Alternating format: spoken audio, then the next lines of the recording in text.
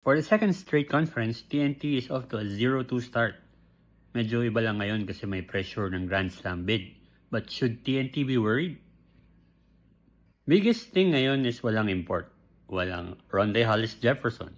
RHJ is so central to what TNT does on defense and on offense. He is the go-to guy. He is the shot maker sa dulo. He attracts the defense. Those are big shoes to fill for the locals. Malaking bagay din yung walang Jason Castro. The Blur is an oldie, but still a goodie. He's elite in the clutch and a disruptive playmaker. Without him, limited at predictable ang TNT offense. Nambatak, Oftana, and Pugoy lang yung top threats.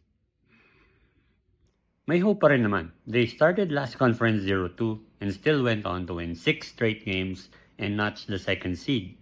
In their next 6 games, 5 are winnable. Especially one against an undersized Rain or Shine and a Meralco that's struggling right now. So, this is a title-winning gritty core that can figure things out. Tingin mo ba, aangat na ang TNT o babagsak pa? Tingin mo ba,